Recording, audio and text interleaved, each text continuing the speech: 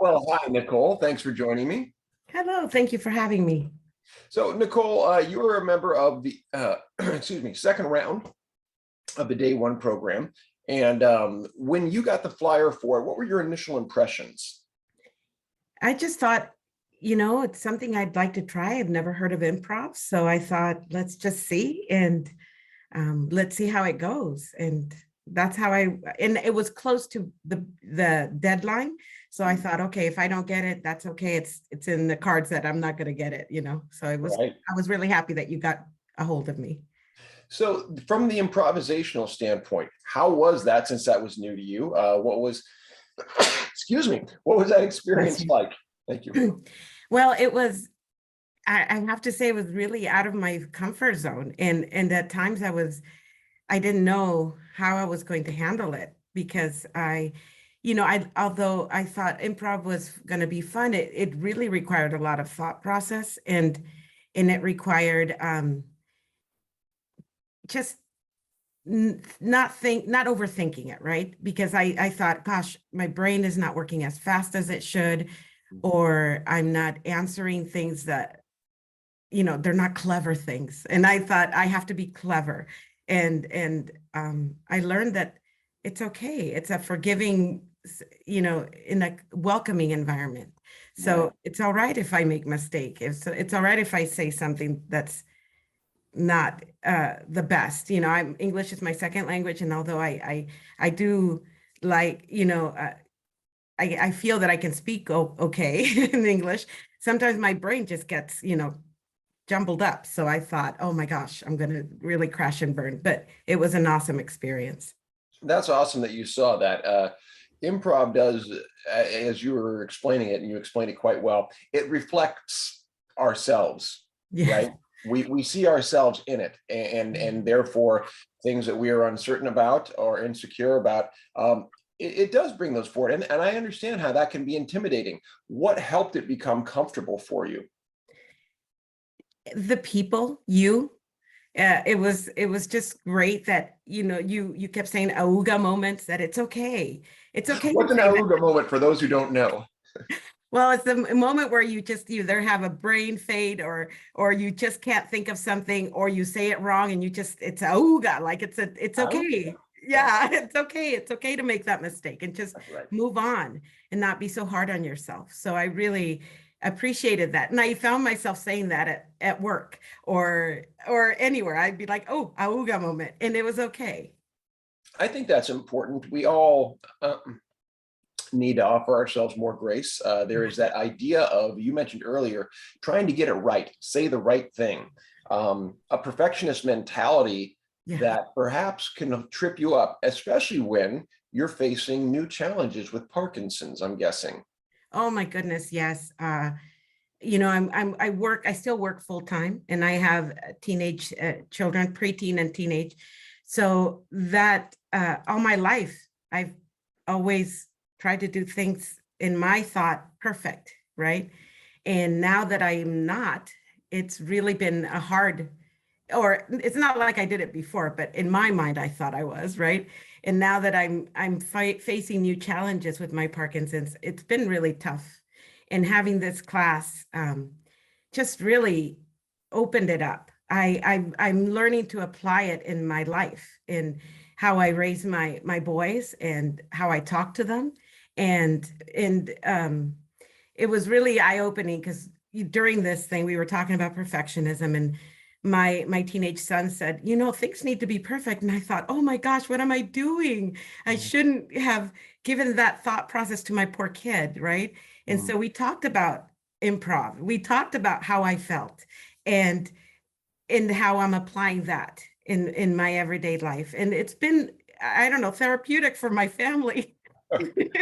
I Well, know it sounds funny, I but love that you're applying it in so many different ways. In my experience, teaching children improv is sometimes the easiest and most joyful thing because they get so many of these principles naturally. Like you said, we societally, and not just you, I have a new teenager as of yesterday, an 11 or 13-year-old. that's right. Um, and I do see exactly what you're talking about. These things reflected back to me as a parent going, oh gosh, did I give them that? I didn't mean to give them that. Right.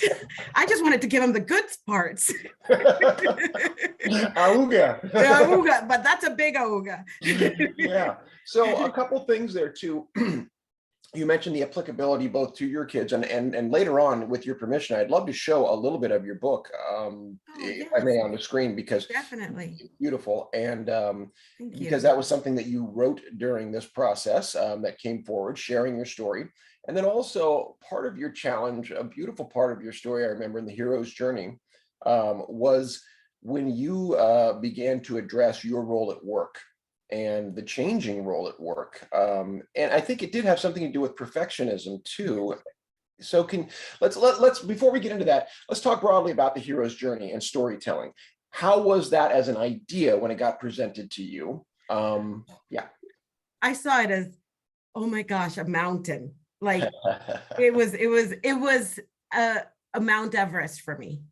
And I felt so little at the bottom. And there were times where I almost wanted to quit. And I thought, this is really difficult. I would tell my husband, gosh, what did I get myself into?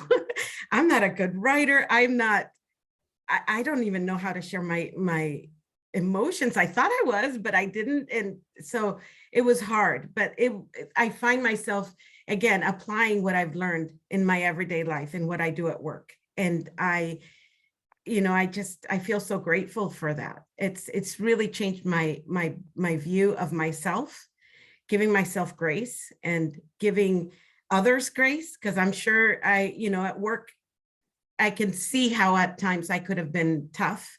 And and now I'm learning to just pivot my brain and reconnect and how to see things differently, right? Right. And it's a learning journey. And yesterday we were talking with my husband about how I was going to meet you and we were going to talk, and he said, you complained, but at the same time you were learning so much, and you would say, I learned this. And so I thought, I'm learning from you and we're applying it together. And it was really cool that, he was giving me his view, right?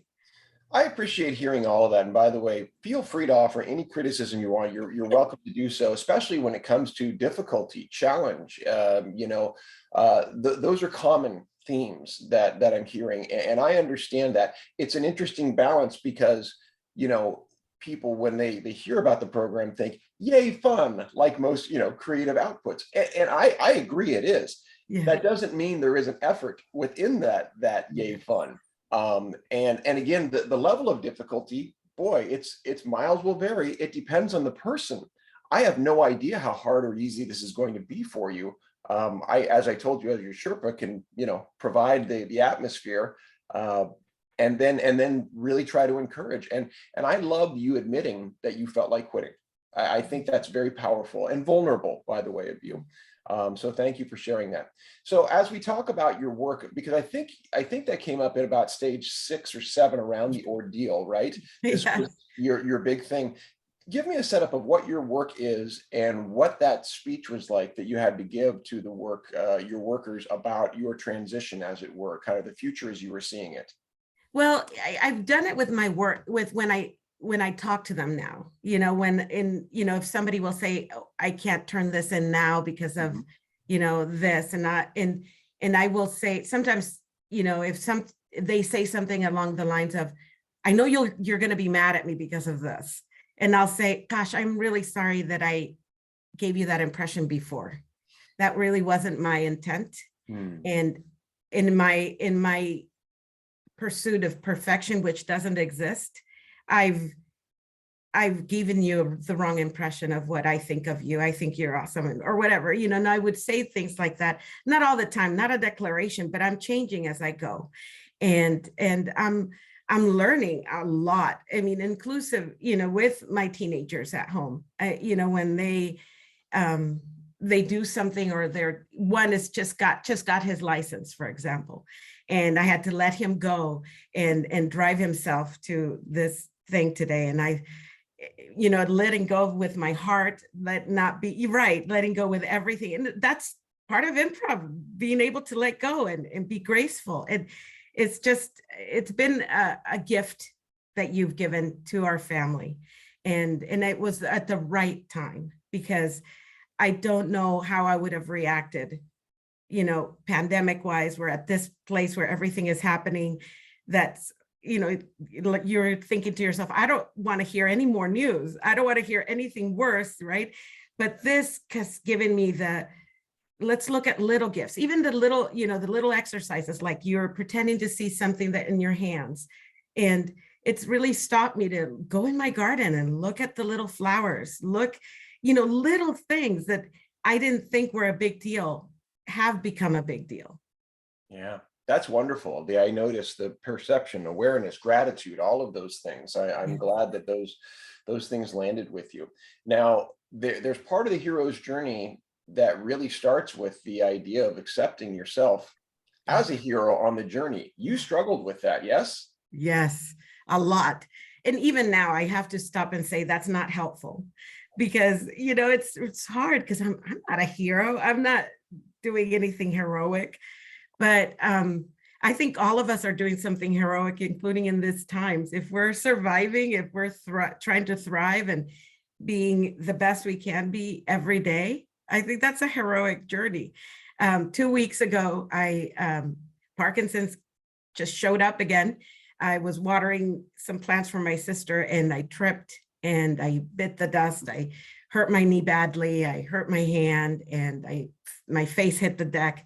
And I was having some couple days of, woe is me, why is this happening? Whoa. And then I stopped, and these past couple days, I thought, you know what? No, it's okay. People can fall all the time. It's going to be all right.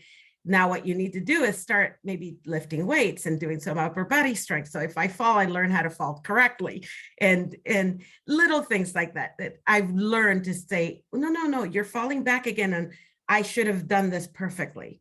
No, I have Parkinson's. It's going to happen. Just learn how to do it the right way, so that next time you don't have such a long recovery time, right? Right. And just be graceful with yourself, because the world is hard enough as it is. You don't need it to make it harder. Yeah, that's really right. And we keep coming back to that theme of perfectionism and really maybe to yes and that thought, kind of a zero-sum mentality. Things either are or they aren't. And it sounds like you're recognizing space between. Yes, the black and white and the gray. Mhm. I remember thinking, what's wrong with black and white? And I'm like, no, there are hues of gray in there. Right. And that does, you use word inclusivity earlier. That does allow for more people, more thoughts, more colors, hues to Yes, enter when you allow that mentality. That's great. yes, So storytelling is a big part of the hero's journey. That's what we're doing. We're telling our story. You, as you mentioned, struggled some weeks to tell your story. yes, At the same time, you at one point exploded with a story for yes. your children. How important was it for you to lay out that story for your children? So important. I wanted them to see what was going in my brain. When they see me do the pills, and I would, I take a picture of that, and I thought, gosh, that's a lot of medication that I have to take. And I wanted them to understand why I'm doing it. And I wanted them to understand that it's all right. And then I thought, I wonder if there's other moms out there that are thinking the same thing. And then I thought, oh, I speak Spanish. I could do it in Spanish. And it was like boom, boom. And I'm so appreciative of that. I don't know where that's going to go, but I had them read it. I had, my teenage son, he just hugged me. He didn't say anything. He just hugged me. And the little one, he said, it kind of makes me want to cry a little. And I thought, oh, my sweet boy, it was a beautiful moment. And I've shared it with you, and I haven't shared it with anybody else since. I think I'm still that I want to jump, and then I'm like, no, I don't know. But Do you mind if I share a little bit of it right now, just so we can sure. move forward? So we'll just put a page or two forward. I'm going to go ahead and bring it up here on the screen so those watching can get a look at it. And there it is. So here's the first page. Tell me about this, the cover of it, as it were, and why you titled it as such. Well, yes, and So I wanted to eliminate that, the but, because I'm always the this but that, and if we eliminate that negative vocabulary from our language, or try to include the and, it can be both, right? Right. My hands do shake. That's the yes. And yeah, and my love is always strong for you. I'm still strong. I'm still there for you. And it's funny that you say that, because when I did it in Spanish, in the Spanish language, there's always a lot of that but, and so when I had one of my sisters and my nieces look at it, she said, you need to put a but in there. And I said, no, it's and so it was a funny thing to come to that conclusion, and open it up, right? That's really fascinating. Actually, I hadn't really considered that. I don't even know. Improv's a very early stage of research right now. Yeah. Culturally speaking, how yes and even translates is a very interesting thought. It's something I will definitely put in there. So let's look at this. So it says a mom's truthful love letter to her children as they experience her Parkinson's journey. So once again, you use some of the language there, the journey of what it is, seeing it. And here's the first page, and what a gorgeous first page. Read that for me and then talk to me about that. My sweet, brave boys, are you ready? It's just, that's, oh my goodness. They're at that cusp of growing up to being, gentlemen or men and humans, adult humans. And they're always brave. They sometimes think they're not, but they're always brave. They're always going out there, meeting new people, doing new things. I mean, think of our children. We have similar aged children, and Yes. Think of them going through the pandemic, having 2 years of nothing. I mean, no socializing, no real socializing, right? And then they're going out there and they're doing okay. They might have a tough time here and there, but they're brave. Right. I don't know if I would have been that brave at that age. I'm with you, and the challenges are immense. I also wanted to point out that this is really a call to adventure. This is the ordinary world is the moment before, of course, your title, and here is your call to adventure, step 2 of that. So inherently, whether you meant to or not, you seem beyond the hero's journey in your own storytelling. I'll do one more slide, and then we'll leave it for you to share the rest with people. I don't want to give too much. Here's the next one. And you write, please, and go ahead and read that for us. Please remember, my hands may tremble and shake, and they can still hold you tight. Why is that important? Because when my tremor first started, I think not my boys, but my family were really afraid. They didn't want me to hold things. They didn't want me to lift things. They didn't, I had my older sister who's older saying, I can do that for you. So were they pitying you, do you think? I don't know if it was more pity or wanting to help me out. Like, I don't know, but I just thought, no, I can do this. I'm still strong. I can still, this is part of my journey, and it's okay. It's all right. And once again, the yes and is here, right? You're acknowledging the tremor and saying, and these hands can still hold you tight. Don't be afraid of the change. Yes. I'm still me. I love this. I'm going to leave this because I think there's tremendous opportunity here for you to do whatever you want to do with it. And I hope you will share it in a larger form, and whatever I can do to help you do that, please do let me know. Thank you. I want to pick up on something culturally too, because what you just said was interesting. And being our lone Latina member, there's a lot of cultural information or question and interest about how Parkinson's affects different cultures. And there is some research that talks about it, whether it's religion or culture or historical reference that treats Parkinson's in a particularly damaging way for the person with Parkinson's. Can you talk to me about the Latina experience of Parkinson's, and if there's anything you've noticed, you think, within your family? Oh my goodness. I've gotten comments, and I know everybody gets silly comments, right? Sure, and I've gotten comments from from God, you must have done something wrong, that, pray for it to go away. This, silly things that you're thinking, really? Right. And so that's one of my goals, about finding. One of my mentors was always pushing me, the one that really helped me out when I was in my pit of despair, when I first found out. She's always encouraging me to help other people that speak Spanish. And so that's why I do a small group, and we did the yes and exercise, and we talked about that. And we talked about the fact that people just they do pity people with Parkinson's. They do think that they're, less than, and that's everybody has a different journey. My journey just happened to be along with Parkinson's. And the other thing is, I am a woman, and having somebody, a woman with Parkinson's that speaks Spanish, it's a little, off, people just they can't grasp it. Yeah. So I also wanted this book to be for them, for them to see it. Like, it's all right. I have my inner strength. Right. I am my own hero. Well, there you go. You just said the words. I love that you claimed your power and your essential self within that place. I know that word can be daunting because I think people reflect hero against, superheroes and against the larger than life. Sometimes it takes a redefinition, and I think curriculum wise, I definitely can and will do more in the future to really explore cultural hero totems so that we can break down some of the mythology that we all feel less than, that if we are not Wonder Woman, if we are not Superman, doesn't mean we are not heroes unto ourselves within our journey, right?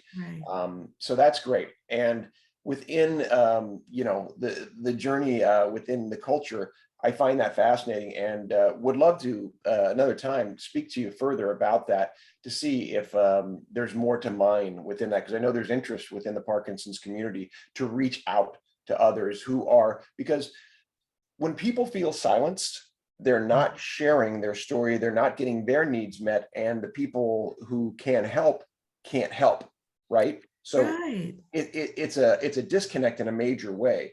So letting people know this is for you, and you were very kind in writing that in your notes here about this is for everybody. I agree that both the improv and the day one program are not just for people with Parkinson's, but the the care partners, wellness medical providers, right? So we can all communicate better. Yes. And you seem to grasp that, and I really appreciate that.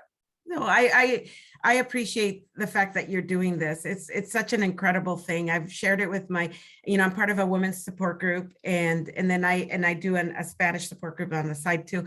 And I share with them how amazing it's been. And I'm applying it. Like, we have a support group coming up next week, and I'm having them notice collage. So I'm having them take pictures of things that they've noticed that make them smile. And we're going to make a notice collage, because I don't want our support groups to be a pity fest. I want us to be inspired and happy and motivated, right? Not it hurts here, I fell, or that's not what it's about. It's not a reunion to talk and pity. You really bring up some strong points, and I think I've told you before, they're part of the origin of my doing this, that my generalized experience with support groups was that they were, complaint, pity fests, some of them. And again, I don't want to denigrate them all. I know there are wonderful support groups that help a number of people. However, you're pointing toward a growth mentality, toward the idea of embracing and being grateful for what is, not disregarding, still holding on to the truth of what is, and recognizing the power and the potential of the individual. Why is pity, because I know I planted this earlier, but you picked up on it a couple times. Why is pity such a damaging emotion to put upon someone else? Because it lowers them. It denigrates them almost, it just makes them feel less than. And that's not a good place for anybody to be in. Right. I happen to work, for a nonprofit that helps people and individuals with disabilities. And we have one of the things that that we talk about is disability pride. Be proud of who you are. And feeling, pity is just, it's not edifying or helping anybody. Right. Right. So it doesn't help the other person. And then, self-pity, of course, same type of thing. Now you've taken it upon yourself Yes. and perhaps driven to the point of being stigmatized, or now it's a truth that you're holding. Right. And I'm good at holding on to things like that. Oh, you pity me. Okay. And that's not good. I shouldn't be holding on to that. Well, it's one of the reasons I think we do. This frame does seem to appeal and work, and you certainly, it works if you work it, as it were. See this as a journey to recognize when you are holding on to something, because there's no answers in the hero's journey. There are a series of questions and steps and platforms to mirror yourself against and say, is this true? How do I feel? And how does it feel against other people's journeys? Everyone's is individual, and there may be some things that actually reflect some things that, gosh, I thought that was only me, right? Yes. Or I didn't really want to say that, and No. that's actually true. Yeah. Yes. And it's the part that, it's up to you how much you're going to absorb and improve and use it for your life, right? Mhm. Like you said, you present it. I've gone back and looked at different things, and that the videos and the PowerPoint presentations, and I go back and look at it, because it's up to us to how we're going to apply it, right? And it's up to us to see, like you said, look at that mirror and see, oh my gosh. And that's the hard part. That's because you sometimes don't want to face it, right? That's why you want to quit, because you're like, oh, that was ugly. I don't want to look at that. Let's close the door, lock it up. And it's understandable. I would never denigrate anyone for feeling that way. I've certainly Yeah. felt that way about various insecurities in my own life, right? Yeah. What is the effect then of the group to help unpack and unpeel some of those things? Oh, it's just beautiful listening. There's a couple of the group, the people in the group would say the key word that I needed to listen to. And that would make me feel like I heard. And I didn't even have to say anything, just the fact that I felt what they were feeling. It was like we were the same heart at that moment. And I felt free to cry if I needed to, or laugh, and seeing their smiling faces, that was amazing. Just like I mentioned, that it was a dopamine boost. Saturday became a dopamine boost day. That's wonderful. It's wonderful that you saw that for yourself. And you mentioned connection, you mentioned creativity, you mentioned, these kinds of freedoms that are given to you by saying, once again, yes, and Yes. to the opportunity, right? And Yes. even if you weren't saying it, you were listening. Yes. And you said beautifully, your heart beat with them. Yes. That empathy, Yeah. compassion was there on an extraordinary level. Yeah. That's wonderful. You saw those things, and once again, you've talked about the application outside as well. That's very strong and very fascinating for me as the researcher here to continue to hear what is the effect and where does it go? Because if it just lands with you and you say great and then it's over, then we go, okay, mild effect, whatever. However, if you're taking it and you're yes-anding it in ways that are well beyond that, that's a large effect, and could be larger or do things that neither you nor I understand at this point, right? Right. It's a ripple effect, right? It's been, we apply it, and then our kids might use it, and then it's a beautiful thing. I loved it. I'm applying it and I'm learning it. It's fun. It was fun. I'm thankful for that. One brief example was, we always do, end of the year little party, for my kids after school, and usually we would do a big thing, but I listened to my body and I said, I can only handle about 5 kids. And so we did a tie-dye, I know, right? So we did a tie-dye thing, and one of them was, messing, and my little boy said, no, that's not the right way to do it. And I thought to myself, and let him do it the color he wants to. It's all right. And I didn't negate it. And usually I would have said, oh no, let's try it this way. And it was great. And the shirts turned out amazing.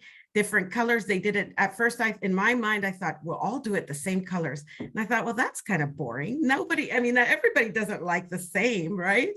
So, and these shirts turned out amazing. And it, it was just by me opening them up and letting them do their thing, right? Well, I would say yes, and you allowed them to do their thing, right?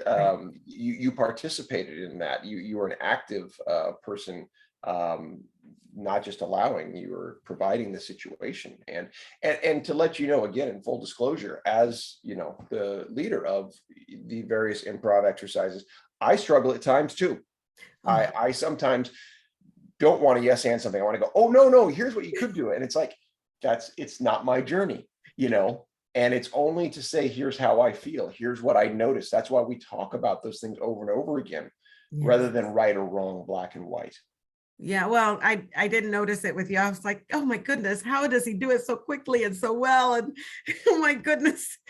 And some of them just caught on, some of their team members, right? And I thought, at first I thought, I don't know if I can do that quickly. But when you said, it's okay to say that you have nothing in your brain, it's all right. And I thought, okay, then I'm all right. You gave us that permission, right? Well, let me ask you this. How do you feel you've done in this last half an hour or so conversation we've had together? Actually, I think pretty good. I think amazing. And would you understand this is an improvisation? Because what we're doing is back and forth. Yeah. And I think sometimes it's recognizing, that's improvisation, and people go, oh, wait a minute. And it already is there. Yes, can we develop certain skill sets via these games and communities? Absolutely.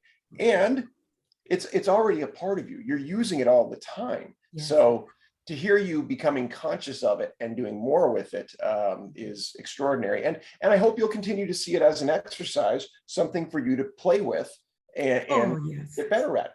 Oh, definitely. I want to, I'm not saying I'm really good at it, but I'm certainly trying.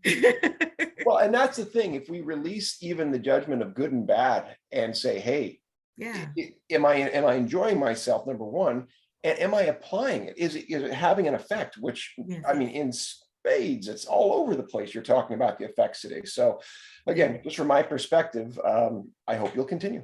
Oh, I definitely want to. Thank you. Thank you so much.